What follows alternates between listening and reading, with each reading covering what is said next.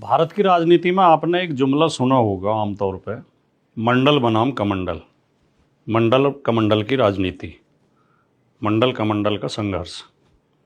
क्या इसे कभी समझने का प्रयास किया? आप में से बहुत लोग तो समझते होंगे, कुछ लोगों को ठीक से ये समझ में नहीं आता होगा।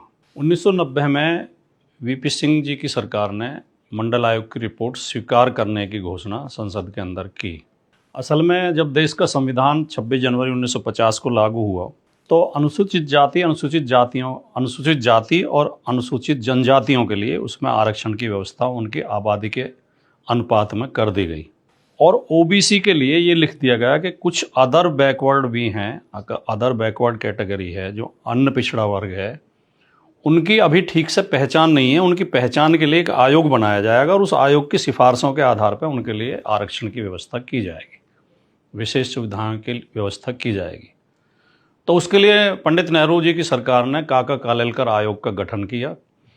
काका कालेलकर ने अपनी रिपोर्ट दे दी, लेकिन उस रिपोर्ट पर कुछ नहीं हुआ। वो रिपोर्ट अलमारी में धूल खाती रही।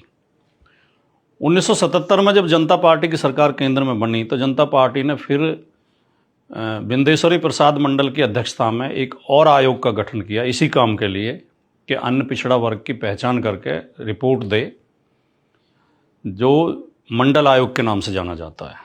बिंदेश्वरी प्रसाद मंडल यानी बीपी मंडल की अध्यक्षता में आयोग बना था, इसलिए इसे मंडल आयोग कहते हैं। मंडल आयोग ने 1980 में अपनी रिपोर्ट दे दी, लेकिन 1980 में जनता पार्टी की सरकार गिर गई और फिर कांग्रेस की सरकार बन गई। कांग्रेस ने 10 साल तक उसे फिर लटकाए रखा। 1989 में जनता दल की सरकार बनी, जिसमें भारतीय जनता पार्टी भी शामिल थी।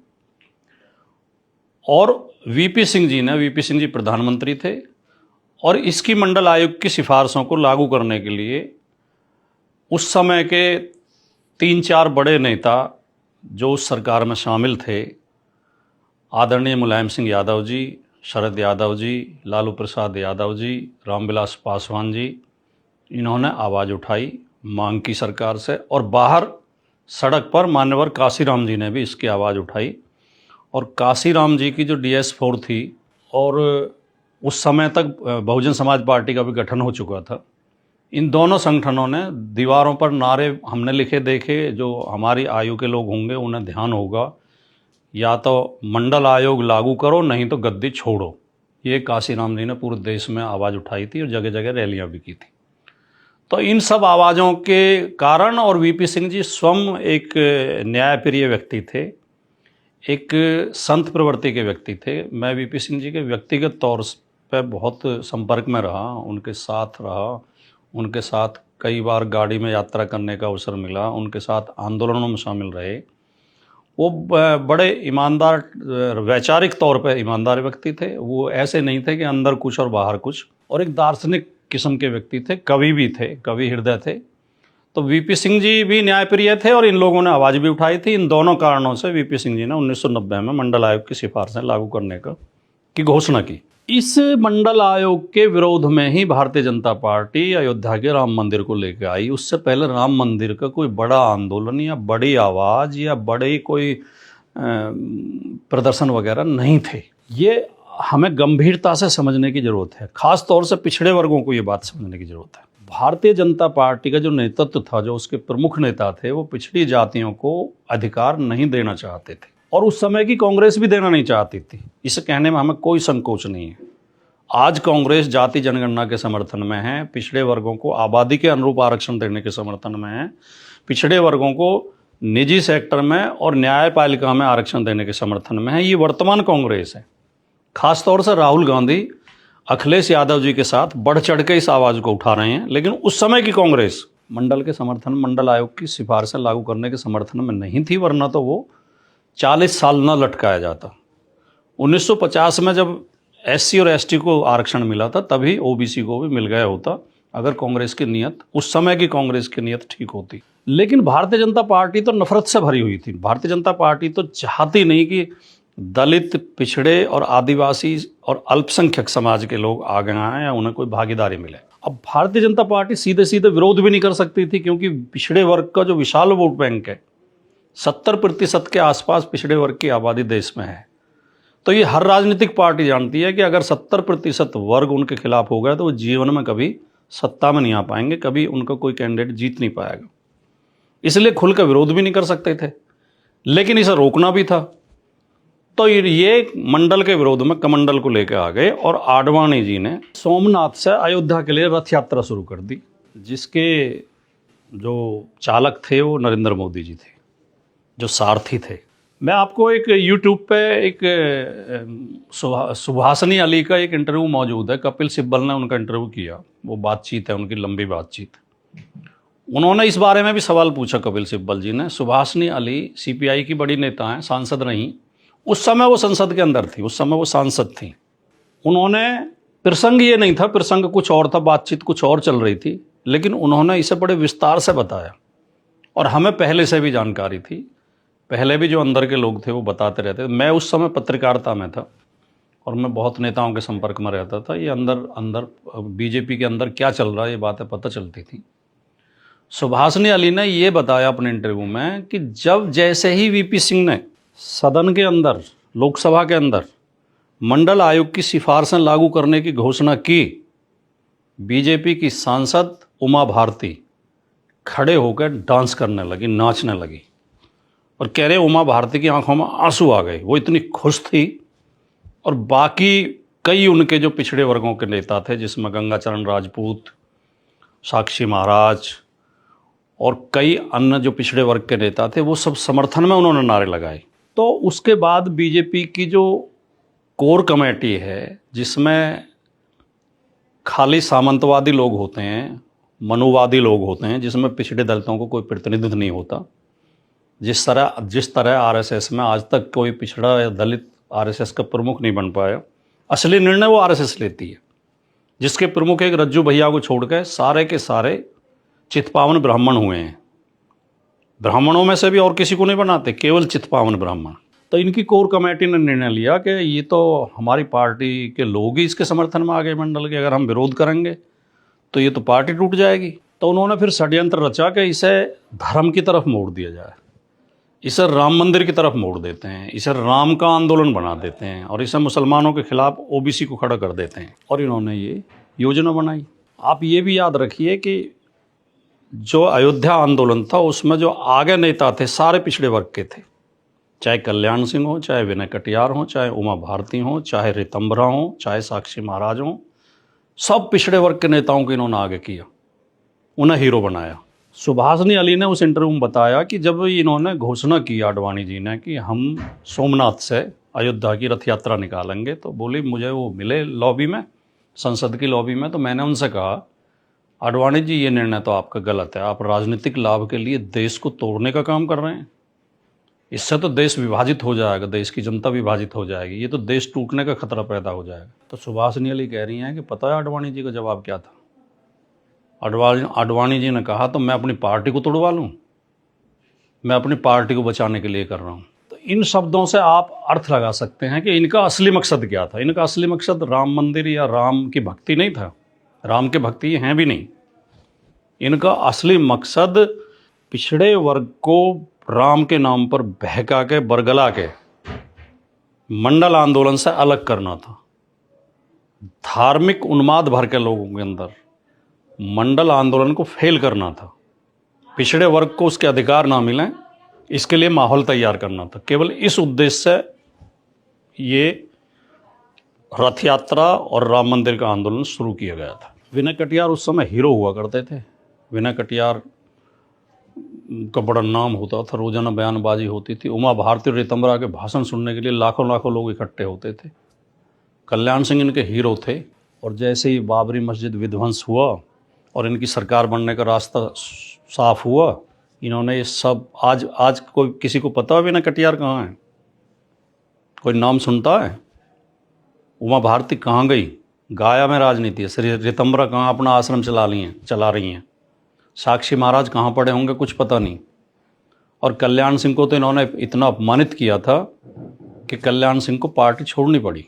और जो इन पिछड़े वर्गों के लोगों ने, नेताओं ने इनके बहकावे में आकर राम मंदिर के नाम पर जो सांप्रदायिक माहौल बनाया था, जो ध्रुवीकरण किया था समाज का, जब सरकार बन गई, जब इनकी सत्ता आ गई, तो लाभ किसे मिला उसका? कलराज मिश्रा को, लालजी टंडन को, राजनाथ सिंह को, योगी आदित्यनाथ को। उन पिछड़े वर्ग के किसी नेता को नहीं मिला। राम के नाम पर पिछड़े वर्ग के लोगों को ठगा गया, पिछड़े वर्ग के लोगों के साथ धोखाधड़ी की गई, पिछड़े वर्गों के अधिकारों की लूट की गई राम के नाम पर बहका के। इसे एक उदाहरण से आप समझ सकते हो। पिछड़े वर्ग के तो उस नेता को भी अपमानित किया जिसने बाबरी मस्जिद गिरवाई थी, कल्याण सिंह, जो मुख्यमंत्री होते हुए, और उन्हें सुप्रीम कोर्ट ने 1 दिन की सज़ा भी सुनाई थी, जिन्होंने उसके लिए सज़ा भी भुगती। उस आदमी को इतना अपमानित किया कि उसे पार्टी छोड़नी पड़ी, अपनी अलग पार्टी बनानी पड़ी। और उस समय के कल्याण सिंह जी के भाषण उठा के देख लीजिए आप, अखबार उठाइए, उस समय की टीवी चैनल तो उस समय नहीं होते थे, प्राइवेट टीवी चैनल, लेकिन दूरदर्शन पर मिल जाएंगे उनके बयान। वो कितना उग्र बोलते थे बीजेपी के खिलाफ, और कितना भेदभाव का आरोप लगाते थे, और कहते थे मैंने संकल्प लिया है कि मैं इस बीजेपी को ख़त्म कर दूंगा। उमा भारती को अपमानित करके मुख्यमंत्री पद से हटाया गया था। तो पिछड़े वर्ग के थे, तो जो आ गए थे वो भी अपमानित किए गए। और अगर कोई इनके वर्ग का है तो आप सोचिए, नृपेंद्र मिश्रा, जिस समय 90 में कार सेवकों के ऊपर पुलिस ने गोली चलाई थी, क्योंकि सुप्रीम कोर्ट का आदेश था कि मस्जिद को कोई नुकसान न पहुंचने दिया जाए। उत्तर प्रदेश के मुख्यमंत्री श्री मुलायम सिंह यादव जी थे। मुलायम सिंह यादव जी ने अपने प्रशासन को ये निर्देश दिया था कि सुप्रीम कोर्ट के आदेश का पालन किया जाए और नुकसान पहुंचाने से रोका जाए, चाहे बल प्रयोग करना पड़े। नृपेंद्र मिश्रा उस समय मुख्यमंत्री श्री मुलायम सिंह यादव जी के प्रधान सचिव होते थे, चीफ सेक्रेटरी होते थे। ये सबको पता है, मीडिया में रिपोर्टें आई थी, और नृपेंद्र मिश्रा ने खुद भी एक इंटरव्यू में बोला है, वो वीडियो मौजूद है यूट्यूब पे, आप सर्च करके सुन सकते हैं, कि जब कार सेवक वहाँ अयोध्या पहुँच रहे थे और वहाँ तनाव की स्थिति हो रही थी, तो नृपेंद्र मिश्रा कंट्रोल रूम संभाल रहे थे, और उन्होंने ही जब वहाँ से रिपोर्ट मिली, लगातार वहाँ रिपोर्ट ले रहे थे, लोग बता रहे थे ऐसे आ गए हैं, इतने आ गए हैं, इतने आगे बढ़ गए हैं, वहाँ तक पहुँच गए हैं। और जब उसके ढांचे के ऊपर, मस्जिद के ऊपर कुछ लोग चढ़ गए, 1-2 लोग, और एसएसपी डीएम ने कहा कि जी हमें निर्देश दीजिए, अब हम क्या करें, तो नृपेंद्र मिश्रा ने ही गोली चलाने का आदेश दिया था कि आप गोली चलाइए, लेकिन बाबरी मस्जिद को कोई नुकसान नहीं पहुँचना चाहिए। ये नृपेंद्र मिश्रा खुद अपने इंटरव्यू में कह चुके हैं कि गोली चलाने का आदेश मैंने दिया था, वो मुलायम सिंह यादव जी ने नहीं दिया था। मुलायम सिंह यादव जी ने तो खाली ये कहा था कि सुप्रीम कोर्ट के आदेश का पालन किया जाए। तो वो नृपेंद्र मिश्रा क्योंकि ओबीसी से नहीं आते, क्योंकि एससी नहीं है, क्योंकि वो मिश्राजी हैं, तो उन्हें तो बीजेपी ने राम मंदिर निर्माण समिति का अध्यक्ष बना दिया। और कल्याण सिंह जो मस्जिद गिरवाने में जिनकी महत्वपूर्ण भूमिका थी 1992 में, 6 दिसंबर 1992 को, उन्हें अपमानित करके पार्टी से निकाला। ये अंतर बीजेपी और आरएसएस पिछड़े वर्गों में और मनुवादियों में करती है। तो इसलिए मैं कह रहा हूँ कि भारतीय जनता पार्टी ने राम के नाम पर ओबीसी के साथ ठगी की, ओबीसी के अधिकारों का हनन किया, ओबीसी के को गुमराह किया। और मैं एक बात और बता दूं, ये बहुत कम लोगों को पता होगा, 23 दिसंबर 1949 को बाबरी मस्जिद के अंदर जबरन ला के रामलला की मूर्ति रखी गई थी। ये मुकदमा आज भी थाने में उसका रिकॉर्ड है, और उस समय होता था अयोध्या थाना, आजकल वहाँ राम जन्मभूमि नाम से थाना, नया थाना बना है, जो 90 के बाद बना था। उस समय थाने के एसओ, अयोध्या थाने के एसओ थे राम सिंह दुबे, जिन्होंने एफआईआर लिखी थी कि महंत दिग्विजय नाथ, हनुमान प्रसाद पोद्दार, और 2 नाम और हैं, वो मुझे अभी मैं भूल रहा हूँ, वो मिल जाएंगे नेट पे, सर्च करेंगे तो। ये 4 लोग आए और यहाँ जबरन मूर्ति रख गए। और उस समय फैजाबाद के डीएम थे के नैयर, और के नैयर की सारे षड्यंत्र में मिली भगत थी। के नैयर के कहने पर ही उन्होंने मूर्ति रखी थी। के नैयर ने इनसे कहा था कि कोई ऐसा विवाद पैदा करो कि मैं इसमें ताला लगवा दूंगा। 23 दिसंबर 1949 से पहले हर जुम्मे के दिन बाबरी मस्जिद में नमाज होती थी। जब 23 दिसंबर की रात को इन्होंने वहाँ जबरन जाकर रामलला की मूर्ति रख दी, तो के नैयर ने मस्जिद के अंदर ताला लगवा दिया, मस्जिद के गेट पर, कि विवादित हो गई है। उस समय देश के प्रधानमंत्री पंडित जवाहरलाल नेहरू थे, उत्तर प्रदेश के मुख्यमंत्री गोविंद बल्लभ पंत थे। पंडित जवाहरलाल नेहरू ने गोविंद बल्लभ पंत को पत्र लिखा बाकायदा कि ये ताला खुलवाया जाए इसका, ये ठीक नहीं है, अल्पसंख्यक समुदाय के अंदर गलत मैसेज जा रहा है। और वहाँ मुझे ये भी खबर मिली है कि अल्पसंख्यक समुदाय के ऊपर हमले हो रहे हैं, उन्हें अपमानित किया जा रहा है, ये ताला तुरंत खुलवाया जाए। गोविंद बल्लभ पंत ने डीएम को पत्र लिखा कि ताला खुलवाया जाए बाबरी मस्जिद का, और डीएम के नैयर ने वापस पत्र लिख दिया और ये कह दिया कि अगर ताला खुलवाया गया तो यहाँ शांति भंग हो सकती है, इसलिए मैं ताला नहीं खुलवाऊंगा। और यही के नैयर बाद में जनसंघ के सांसद बने। जनसंघ नाम होता था उस समय भारतीय जनता पार्टी का। तो जिस के नैयर ने बाबरी मस्जिद पे ताला लगवाया था वो बीजेपी के सांसद बने। 6 दिसंबर 1992 को जब बाबरी मस्जिद शहीद की गई थी, जब कार सेवकों ने बाबरी मस्जिद को गिराया था, उस समय वहाँ पुलिस के कप्तान थे, जो एसएसपी थे वो थे डीबी राय, जिन्होंने पुलिस को रोके रखा कि किसी को कुछ नहीं होना चाहिए और आराम से मस्जिद गिरने दी। वो डीबी राय भारतीय जनता पार्टी से 2 बार सांसद रहे। और सुप्रीम कोर्ट ने जिस जज ने, Ranjan Gogoi, chief justice of India, जिसने मंदिर के पक्ष में फैसला दिया मुकदमे का, वो रंजन गोगोई भी बीजेपी से सांसद हैं। यानी तीनों अधिकारी, एक डीएम, एक एसएसपी, एक चीफ जस्टिस, जिन्होंने इस आंदोलन में बीजेपी आरएसएस की मदद की, वो तीनों के तीनों जनसंघ और भारतीय जनता पार्टी से सांसद रहे। तो सवाल ये है कि ओबीसी को क्या मिला? जो आडवाणी ने माहौल ख़राब किया था राम रथ यात्रा निकाल के सोमनाथ से अयोध्या के लिए, उस दबाव में और सुप्रीम कोर्ट में बैठे जातिवादियों के कारण ओबीसी का आरक्षण आज भी आधा अधूरा है। ओबीसी को कायदे में आबादी के अनुपात में आरक्षण मिलना चाहिए 70%, उन्हें मात्र 27% मिला है। फिर उनमें क्रीमी लेयर लगा दी गई है, फिर तरह तरह की बाउंडेशन लगा दी गई हैं। और अब हालत ये हो गई है, जब से बीजेपी की सरकार है, जहाँ जहाँ भी बीजेपी की सरकारें हैं, ओबीसी की कट ऑफ जनरल से ऊपर जा रही है। यानी ओबीसी को विशेष अवसर देके आगे नहीं बढ़ाया जा रहा, ओबीसी को आगे बढ़ने से रोका जा रहा है।